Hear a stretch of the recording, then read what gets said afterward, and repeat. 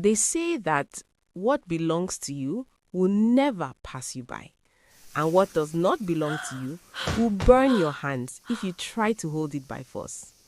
This is the story of two sisters, identical in face but opposites in spirit.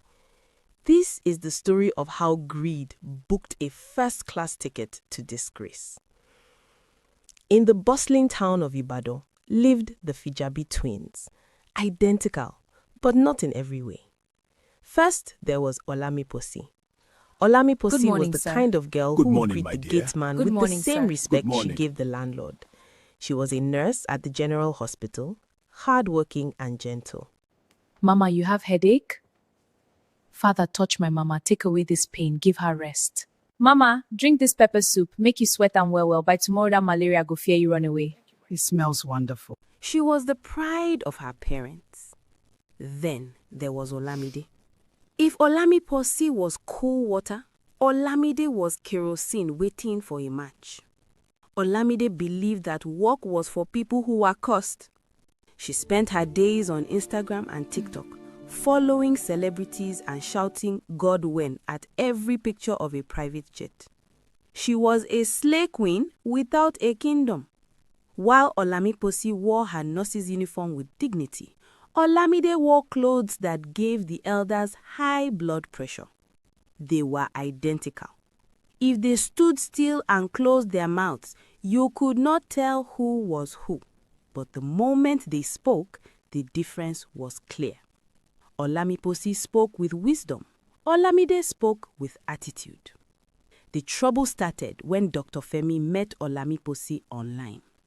Dr. Femi was a Nigerian veterinarian based abroad. He was a quiet, humble man who was looking for a wife with a good heart. He didn't want a slay queen who only loved his money. He wanted a partner. He and Olamiposi had been talking for 6 months. They video called every night. Olamiposi fell in love with his kindness, and Femi fell in love with her simplicity. Olamide, of course, was jealous. I don't know what you are doing with that man. Video call this, video call that. For what? 6 months. Not even a phone. He is a doctor abroad, and he is video calling you while you are wearing that ragged wrapper. It's comfortable. If it were me, I would have asked him for an iPhone 15 by now. Olamide, Femi is a good man. We talk about the future, not phones. Future does not buy wigs. You are wasting a golden ticket. But Olamide didn't know how golden the ticket was until the courier package arrived. It was a Tuesday afternoon when the DHL van pulled up to their compound. The delivery man handed a thick envelope to Olamiposi. Thank you. You're welcome. This is from London. Yes, go ahead, open it. Olamide watched like a hawk as Olamiposi opened it. Inside, there was a passport with a fresh visa, a plane ticket, and a letter. He has done it. Femi has arranged everything. We are getting married next month. The flight is for this Saturday. Saturday? That is in 2 days. He paid for everything? Spousal visa? Olamiposi, do you know how much this costs? You are going to the UK. He lives in a very quiet place. He says it is peaceful. I can't wait to be his wife. Olamide looked at the passport. The photo was Olamiposi. But because they were identical twins, it looked exactly like Olamide. A dark, wicked thought planted itself in Olamide's mind. Why should Olamiposi, who has no fashion sense, go and enjoy the Queen's land? Olamiposi would just go there and be cooking soup. I am the one made for the soft life. I am the one who knows how to dress for winter fashion. I am the one who deserves the dollars and pounds. Congratulations, sister. We must celebrate. I'll handle dinner. Don't worry. You need to rest before your journey. Thank you, sister. That is very kind. If only she knew that the kindness was a trap. That evening, Olamide ordered jollof rice, since she can't cook. She also ordered Olamiposi's favorite drink, zobo, chilled with plenty of ice. But inside Olamiposi's cup, Olamide had crushed 4 powerful sleeping tablets she had bought from the chemist. Drink, sister, to your new life abroad. To our family. When I get there, I will make sure I send for you. You will not be sending for anybody, because you are not going anywhere. 30 minutes later, Olamiposi was slumped on the sofa, snoring heavily. Olamide moved quickly. She dragged her sister into the storeroom at the back of the house, a room they rarely used, filled with old yams and dusty boxes. She laid Olamiposi on a mat and locked the heavy padlock from the outside. Then, the transformation began. Olamide went to Olamiposi's room. She packed the suitcase Olamiposi had prepared. She took the passport. She took the ticket. She even took the engagement ring Femi had sent. She looked at herself in the mirror. She washed off her heavy makeup. She tied her hair back in a simple bun, just like Olamiposi. She wore Olamiposi's modest dress.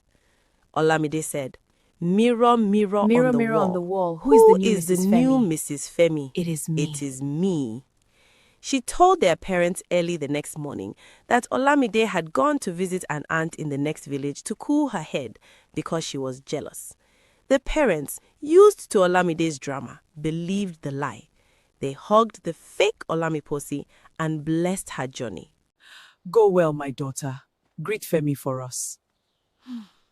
I will, Mama. I will enjoy Femi very well. At the international airport in Lagos, Olamide was nervous.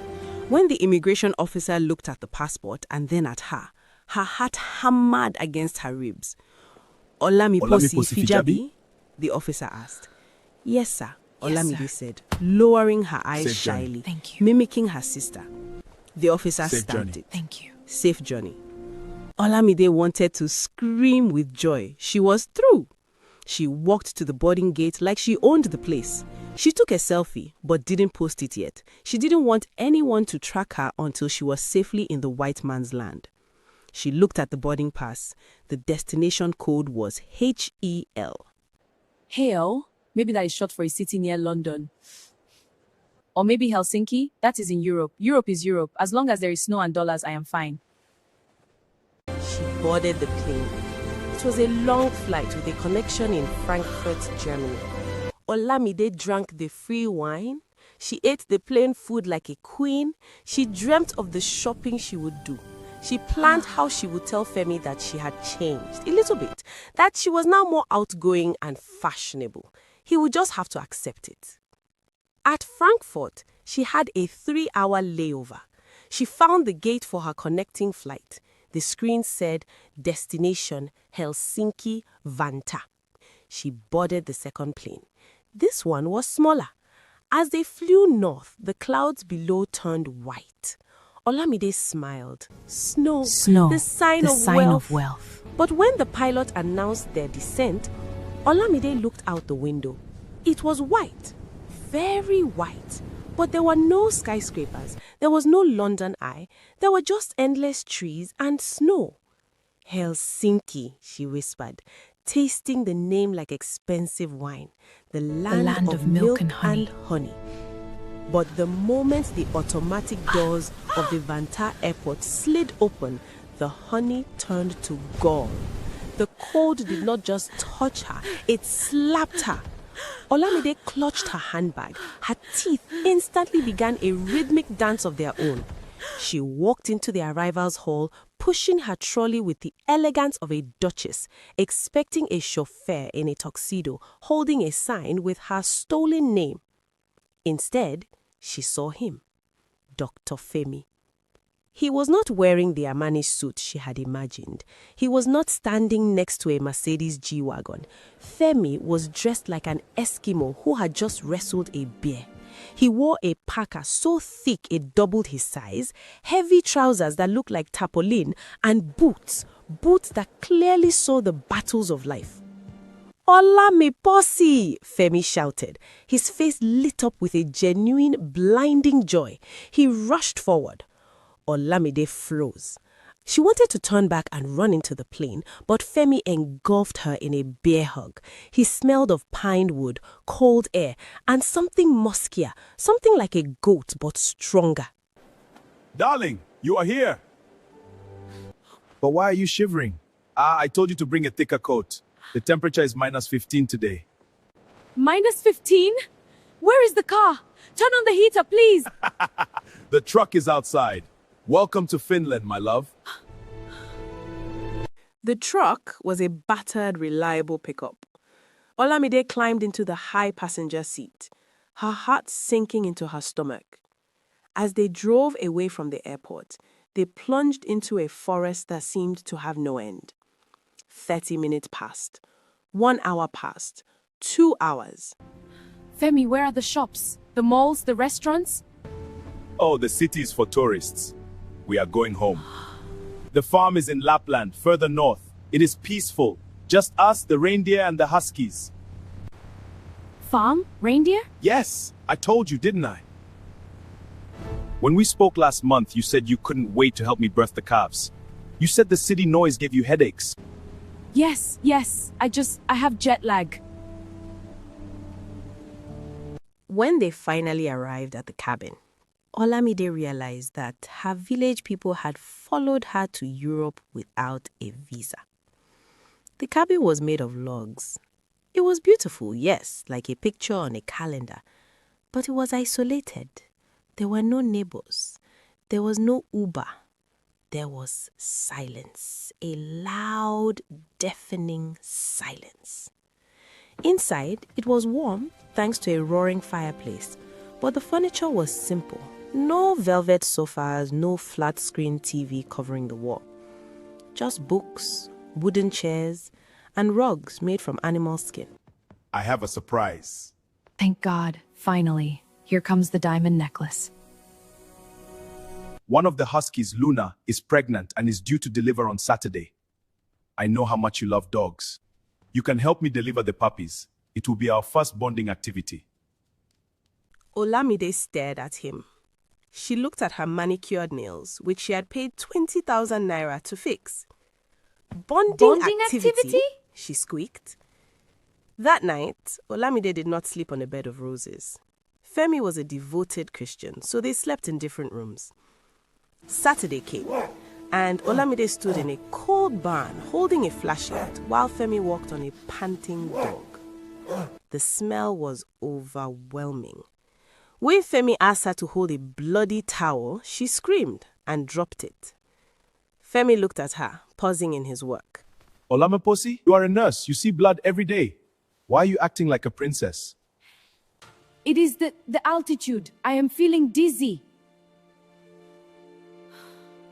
Femi finished the delivery alone, casting worried glances at his fiancée. The next days were not a honeymoon, they were an orientation for a correctional facility. Olamide, the queen of Ibadan slay queens, the duchess of Instagram, was reduced to a farmhand. At 4 a.m., the alarm clock screamed like a banshee. Femi was up instantly. Morning devotion! He knocked on her door. Morning devotion, he announced. Olamide groaned, pulling the duvet over her head. Can we pray on Zoom? Femi pulled the covers off. We pray together. We prayed Knees together. on the floor. Knees on the floor. Olamide knelt, her knees aching on the hardwood. While Femi prayed with fire and thunder, binding the spirits of the air and land, Olamide dozed off. She only woke up when Femi shouted, "Amen!" Then came the chores. Shoveling snow was not exercise, it was torture. Olamide's expensive wig, the bone straight she had stolen from her sister's box, froze into stiff icicles. But the final straw, the moment the camel's back broke, was the kitchen incident. It was Thursday evening. Femi came in from the cold, rubbing his hands. My love, I have been craving your cooking. I haven't eaten a proper Nigerian meal in 2 years. Please, make that your special egusi soup. The one you told me your grandmother taught you. Olamide panicked. The only thing she knew how to cook was boiling water for noodles, and even that she sometimes burnt. But she couldn't say no, not when she was this deep in the lie. "No problem, baby," she said, her voice shaking. She checked the pantry. Femi had stocked it with ingredients he ordered online at exorbitant prices. She saw the bag of egusi, melon seeds, dried stockfish, crayfish, and spinach, since there was no bitter leaf. She stared at the pots. How hard can it be? She whispered. It's just soup. It's just Put soup. everything inside and boil. Put everything inside and boil. And that is exactly what she did. She did not fry the palm oil. She did not soak the stockfish to soften it. She threw the raw egusi sieves into a pot of cold water, added the rock-hard stockfish, dumped in unwashed crayfish, threw in 2 whole onions because she was too lazy to chop them, and covered the pot. She cranked the heat to the highest setting and went to the living room to paint her nails. 30 minutes later, a strange smell wafted through the cabin. It didn't smell like egusi. Dinner is served. "Dinner is served," Olamide announced, carrying the bowl to the table. Femi sat down, ready to eat. He looked into the bowl. The soup was pale and watery. Clumps of raw egusi floated on top like islands in a flooded river. The stockfish stared back at him, hard and unyielding. The oil had separated, forming an angry red layer on top of the water. Femi slowly lowered his hand. He looked at the soup, then at Olamide. What is this? It is deconstructed egusi. It is how the chefs in Paris make it. It retains the vitamins. Femi took a piece of the stockfish. He tried to break it. It clattered against the plate like a stone. Olamiposi, you told me you cook for the whole hospital ward during celebrations. You told me cooking is your therapy. I am adapting to the Finnish water. Why are you complaining? Do you know how hard I slaved over that stove? Femi stood up. The warmth in his eyes was gone, replaced by the clinical, sharp gaze of a surgeon. "You don't know how to cook. You are terrified of blood. You nearly fainted when I cut my finger yesterday. You don't know the lyrics to the hymns we sang on video calls. You sleep during prayers." He walked around the table, his boots thudding softly on the wood, and stopped right behind her. And yesterday, I saw a tattoo of a butterfly on your ankle. Olamiposi does not have a tattoo. She told me her body is the temple of the Lord. She hates needles. Olamide stood up, her heart hammering. "People change, Femi. People change, I got Femi. it to surprise I got it to you. surprise you. Who are you?" Who are Femi you? asked. The question hung in the air, heavy and suffocating. Just as Olamide opened her mouth to lie again, Femi's phone on the table pinged. Then it pinged again and again, a rapid succession of notifications. Femi picked up the phone. He read the screen. His expression didn't change, but his knuckles turned white as he gripped the device. It seems that the real Olamiposi has finally found a network strong enough to send an email. Olamide's legs gave way. She collapsed onto the chair. Femi turned the screen towards her. It was a picture. A picture of Olamiposi holding a newspaper with today's date, standing in a cyber cafe in Ibadan. The caption read, "I am here. The woman with you is my twin sister. She locked me up. She is an imposter." Femi looked at Olamide with a mixture of disgust and pity. You locked your sister in a storeroom? For a visa? It wasn't like that. I just wanted a better life. Look at me, Femi. I am beautiful. I am finer than her. I can learn to be a nurse. I can learn to like the reindeer. Don't send me back, please. My friends will laugh at me. You think this is about beauty? You think this is about cooking? You thought you were stealing a golden ticket. But this is what you walked into. But you didn't know the full story. Do you know why I live here? Do you know why I am in the middle of nowhere? Because you are a vet? Because I am hiding. I come from the Adedoyin family in Lagos. Olamide gasped. The Adedoyins were billionaires. They owned shipping lines and half of Victoria Island. I hated the fake life. I hated women who only wanted me for my surname. I hated the slay queens who couldn't hold a conversation about anything other than wigs and trips to Dubai. So I came here to find peace, to find a woman who would love Femi the vet, not Femi the billionaire heir. Olamide wished the ground would open up and swallow her. I tested Olamiposi for 6 months. She passed every test. She loved me for me. And you? It took you 3 days to show me that you are everything I ran away from. Femi, please. I can change. I promise. You are right. You will change. You will change your location. Are you calling the police? Please, Nigerian prisons are bad, but Finnish prisons, I will freeze. I am not calling the police. That is too easy. I am sending you back to the very people you tried to impress. The journey back was a blur of misery. Femi did not drive her to the airport. He hired a silent, large taxi driver to take her. He bought her a ticket, but not a direct one. It was a 3-stop flight with long layovers, a punishment for her. 2 days later, Olamide arrived at the Lagos airport. She looked like a mad woman. She was wearing the thick winter coat because she had no other clothes, sweating profusely in the Nigerian heat. Her makeup was smeared. She didn't have money for a taxi. She had to beg a lorry driver to take her to Ibadan. As she walked down the street leading to their compound, the sweat poured off her like rain. The local market women saw her first. Is that not Olamide? Why is she wearing a duvet in this heat? I thought she went to London to marry Prince Charles. The mockery followed her like a shadow. Welcome from abroad, the Okada riders shouted. Where is the snow? Did you bring it in your pocket?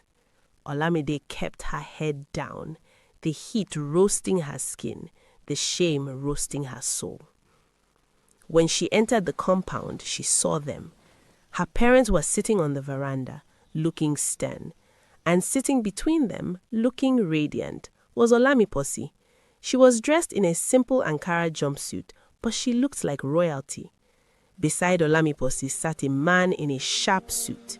He looked expensive. He held a briefcase.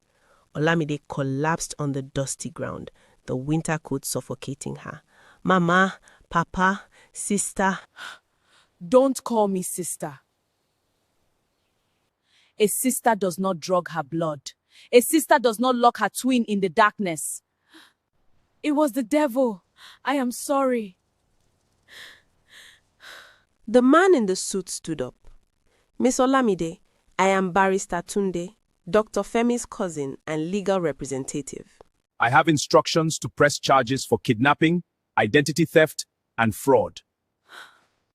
Chill! No, Papa, beg them! You wanted the soft life. In jail, they will give you free food and accommodation. Is that not soft?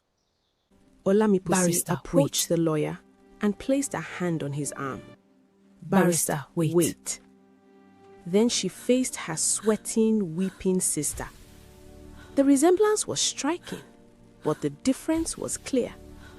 One was gold, the other was gold-plated lead. I will ask Femi not to press charges. Thank you, Posi. On one condition, you will work. You will pay back every kobo of the flight ticket Femi wasted on you. You will work in the hospital laundry, washing bed sheets, washing uniforms, until the debt is paid. Olamide looked at her soft hands. Laundry? But I am an influencer. You are a debtor. Take it or go to Olamiposi jail. said. Take it or go to jail. Olamide nodded, defeated. I will wash. 3 weeks later, a sleek black SUV rolled into the compound. The neighborhood held its breath. Dr. Femi stepped out. He wasn't wearing the parka. He was wearing a white, expensive kaftan. He looked like the billionaire heir he truly was. He walked past the laundry area where Olamide was sweating, scrubbing a stained bedsheet. She looked up, her eyes wide with regret. Femi didn't even pause. He didn't see her. To him, she was just part of the scenery.